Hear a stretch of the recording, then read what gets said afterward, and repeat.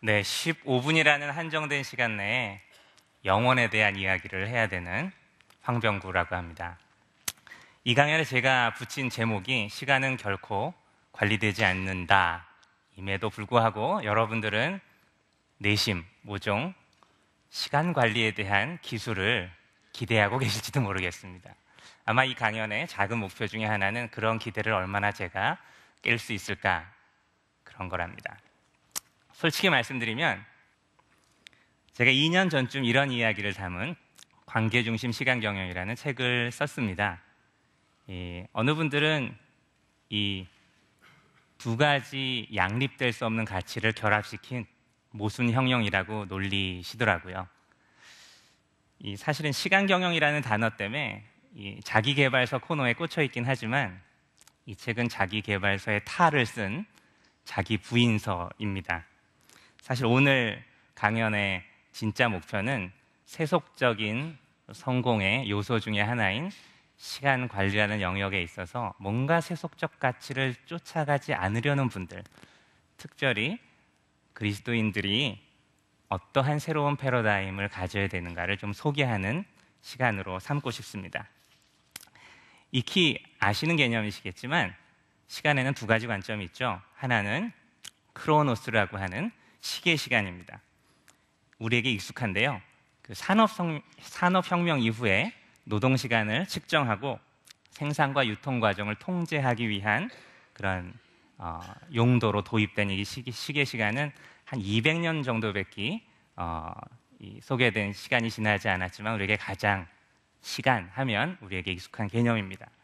반면 질적 시간이라고 알려진 카이로스는 다소 철학적이고 관념적으로 알려져 있습니다.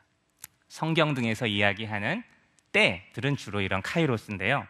중요하다고는 말하지만 우리의 일상과는 좀 관계없다고 생각하기 십상입니다. 오늘 저는 여러분께 이 사건 시간이라고 일컬어지는 카이로스가 얼마나 일상적이고 우리 주변에서 발견할 수 있는 것인지 알려드리고 이런 질적 시간을 관리하는 그런 접근법에 대해서 좀 소개하고자 합니다. 일단 노래를 하나 들려드리려고 합니다. 노래하는 건 아니고 가사만 소개할게요. 둥근 해가 떴습니다입니다. 사건 시간을 소개하는 가장 탁월한 노래라고 제가 생각합니다. 둥근 해가 떴습니다. 자리에서 일어나서 제일 먼저 이를 닦고 운니 아래에 입 닦자. 세수할 때는 깨끗이 이쪽 저쪽 목 닦고 머리 빗고 옷을 입고 무엇을 하죠? 학교에 벌써 가면 안 되고 거울을 봅니다. 자기 성찰의 시간이죠. 꼭꼭 씹어 밥을 먹고 가방 메고 인사하고 학교에 갑니다. 씩씩하게 갑니다. 이 노래에는 사건 시간의 주요 요소인 사건의 순서와 흐름, 게다가 의미까지 있습니다. 세수할 때는 깨끗이, 밥을 먹을 때는 꼭꼭 씹어서, 학교 갈 때는 씩씩하게. 초등 1년생의 아침 일과가 이렇게 질서정연한 반면 고등학교 1학년 때쯤 되면 알람을 듣고 일어나서 밥은 먹는 둥 마는 둥, 인사는 하는 둥 마는 둥, 현관을 박차고 나가는 우리네의 모습들을 볼 수 있죠. 게다가 우리가 늘상 만나는 시계 시간 말고 사건 시간이 하나 있다면 그것은 바로 배꼽 시계입니다. 아마 우리가 배고플 때 밥을 먹고 아랫배가 묵직해지면 일 보러 가는 것이 가장 자연스러운 거죠. 저는 고등학교 시절 때 2교시가 끝나면 도시락을 다 까먹고 점심시간엔 축구를 했습니다. 그런데 요즘 고등학생들은 12시가 딱 되면 식판을 들고 배식을 받는 그런 모습인데요. 좀 안쓰럽기도 하고 좀 씁쓸하기도 합니다. 제가 필리핀에 선교여행 갔을 때의 얘기를 하나 들려드리고자 하는데요. 청첩장을 하나 받았습니다. 청첩장을 하나 받았는데 거기에는 예식의 날짜와 장소는 적혀 있는데 시간이 없는 거예요. 어떻게 예식이 진행됐을까요? 신랑 신부가 하루 종일 그 예식 장소에 있으면서 하객들이 편한 시간에 오면 밥도 먹고 차도 마시고 파티도 하는 그런 예식이었습니다. 우리나라의 예식 문화는 그렇지 않죠? 저는 토요일 날 한 3건의 결혼식에 참여한 적이 있었습니다. 그런데 우리네 장례 문화는 좀 다른 것 같아요. 사흘이나 닷새 충분한 시간을 확보해 놓고 조문하는 분들이 돌아가신 분을 추모하고 유족들을 위로할 수 있는 충분한 시간을 가지고 있기에 그것은 사건 시간적으로 배치된 것이구나, 그런 생각을 하게 됩니다. 선남 선녀들의 연애 지사에도 사건 시간은 참 중요합니다. 남친들에게 여친을 만난 지 100일째는 중요한 날이죠. 예, 장미꽃을 백송이 준비한다거나 학을 1000마리 접어야 되는 아주 이벤트 집약적인 날입니다. 근데 저는 이 100일째보다 더 중요한 날이 있다고 생각하는데요. 그것은 바로 그녀의 손을 잡는 날입니다. 이날은 그저 100일이 지난다고 도래하는 날이 아니고 의미 있는 사건이 축적되어야만 도래하는, 그야말로 카이로스입니다. 저와 제 아내는 교회 커플입니다.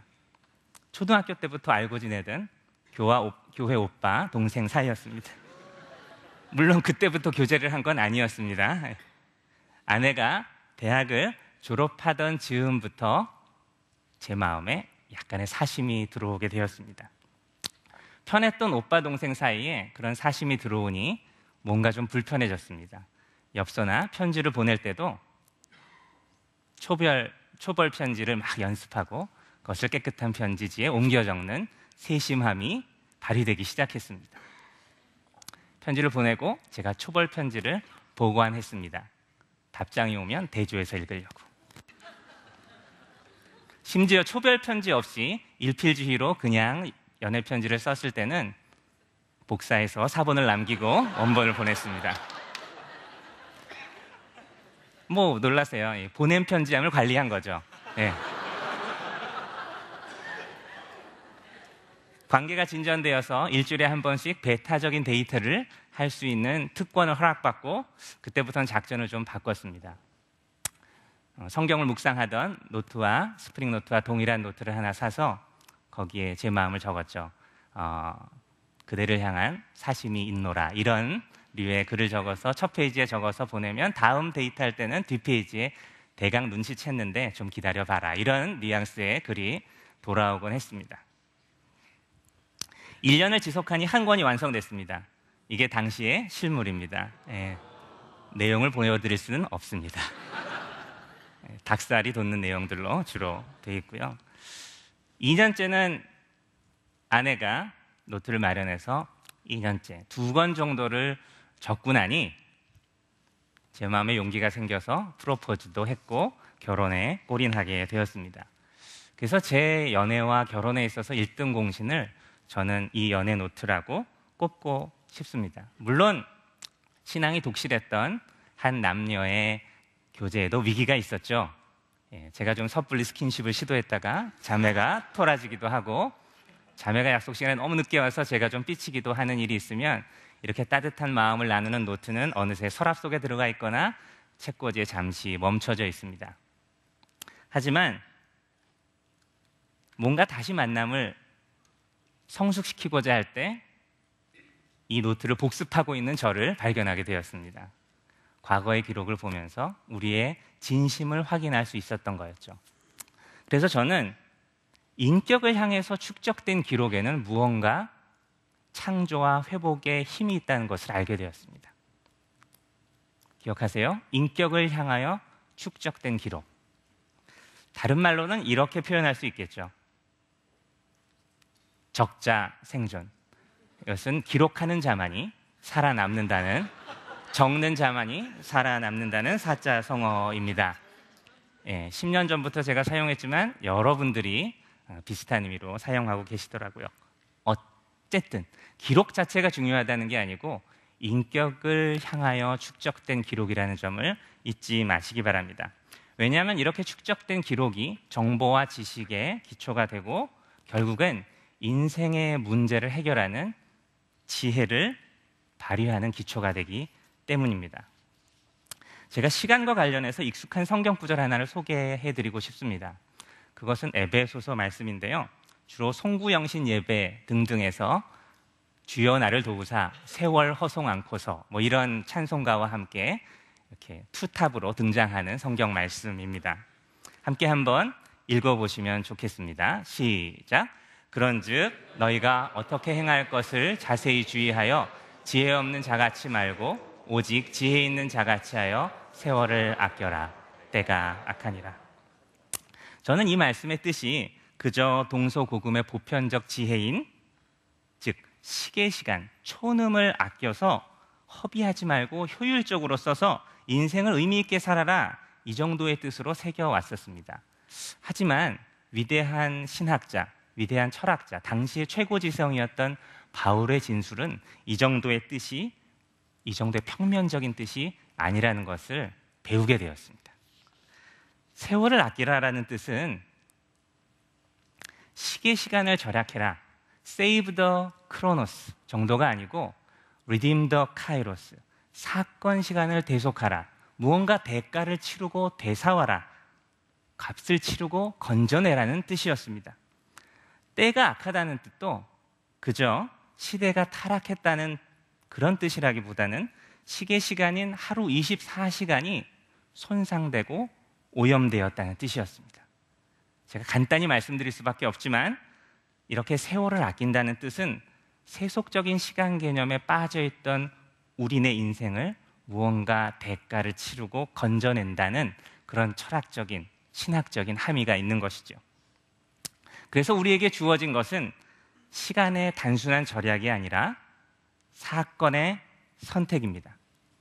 7가지 습관, 세븐 헤빗의 저자 스티븐 코비는 시간은 결코 관리되지 않고 다만 사건을 대응하는 우리들의 행태가 관리된다. 즉, 사건을 선택하는 방식이 관리된다고 얘기하고 있습니다. 인생은 사건의 연속이고 어느 사건을 선택하느냐에 따라서 그 이후의 시간은 완연히 달라집니다. 여러분은 세바시 강연에 오셨고 이 강연이 끝나면 여러분의 인생은 조금 바뀌어 있을 가능성이 있습니다. 저는 이것을 사건 시간 경영, 즉 카이로스 경영이라고 이름 붙였습니다. 우리는 시간이 남는다고 아무나 만나지 않습니다. 사건을 선택하는 기준은 사실 관계입니다. 소중한 관계가 만들어낸 사건에 우선권을 두게 되는 거거든요. 그러한 선택은 약간의 손해를 감수하고라도, 불편을 자처하고라도 이루어집니다. 저는 그래서 이렇게 소중한 관계가 어떤 사건을 선택하게 하는 원리, 그것을 관계 중심적인 시간 경영이라고 부르기로 했습니다. 누구일까요? 네, 이영표 선수죠. 이영표 선수와 저는 어릴 적부터, 오래전부터 잘 알고 지내던 사이가 아닙니다. 그저 인증샷입니다. 제가 이 사진을 얻으려고 선약을 30분 미루고 우연히 만난 식당에서 이영표 선수가 식사를 마치기를 기다렸습니다. 이해가 되시죠? 우리의 일상은 이러한 선택의 연속입니다. 이제는 무엇이 소중한 관계냐는 것입니다. 무엇이 소중한 사건이냐는 것이죠. 소중한 것을 먼저 해라, 이 정도의 진술은 스티븐 코비가 이미 밝혔습니다. 그러나 스티븐 코비는 과연 무엇이 소중하냐에 대해서는 꼭 집어서 얘기해 주지 않습니다. 그것은 당신의 소명에 맞춰서 스스로 판단하라. 쉽게 말해서 네가 알아서 해. 저는 약간 비겁하다고 생각했습니다. 왜냐하면 우리들은 다 같이 이기적인 존재들이기 때문에, 전문 용어로 본질상 진노의 자식이기 때문에 우리들은 세속적 가치에 너무도 쉽게 이끌리기 때문입니다. 신앙인들조차, 또 종교적 지도자들조차 어떤 규모와 부요함, 명예, 간지, 안락함, 편리함, 이런 것들에 쉽게 이끌리지 않습니까? 제가 주목하는 소중한 관계는 그저 인간관계만을 지칭하는 것은 아닙니다. 사랑이라는 지고한 가치가 발휘되는 방향은 4가지 관계입니다. 절대자와의 관계에서, 또 나 자신과의 관계에서, 또 이웃과 공동체와의 관계에서, 그리고 세상과의 관계에서 성경이 얘기하고 있는 사랑의 계명, 이것이 유효합니다. 저는 우리들의 일상에서 그저 성실하고 열심히 효율적으로 사는 것 이상으로 이러한 4가지 관계를 지속적으로 인식하는 것이 무척 중요함을 깨닫게 되었습니다. 내가 어떤 관계를 소중히 여기는가는 그 관계와 관련된 인격적 기록을 축적하고 있는가입니다. 즉, 그 관계를 지속적으로 가꾸고 있는가라는 거죠. 관계를 가꾸는 사람은 인생의 문제 앞에서 지혜를 발휘할 수 있는 자산을 가진 것입니다. 내면 세계 또한 절대자와의 관계에서 일어나고 있는 어떤 묵상과 기도의 내용은 여러분 기록하고 계신지요? 자신과의 관계를 기록하는 성찰일기라든지 일정표들은 관리하고 계십니까? 특별히 여러분 주변에 사랑하는 이들과의 관계를 기록하는 어떤 방식을 가지고 계십니까? 제가 연애 노트를 적듯이 소중한 이들과의 만남이 잘 간직되고 있습니까? 세상과의 관계, 즉 내가 맡은 책무나 과업들에 대해서는 무엇을 기록하고 계신지요? 이러한 기록을 통합하는 방식에 대해서는 체계적으로 배우시거나 소개받은 적이 있으십니까? 시계 시간은 독립된 물리량이라 할지라도 사건 시간은 필시 관계의 함수입니다. 더욱이 영원한 가치를 추구하는 우리들에게 있어서 자기 개발에 무한 욕구를 내려놓고 대가를 치르면서 소중한 사랑의 관계를 건져내는 용기가 필요합니다. 이러한 새로운 질적 시간의 세계로, 관계 중심적인 시간 경영의 세계로 여러분을 초대하고 싶습니다. 감사합니다.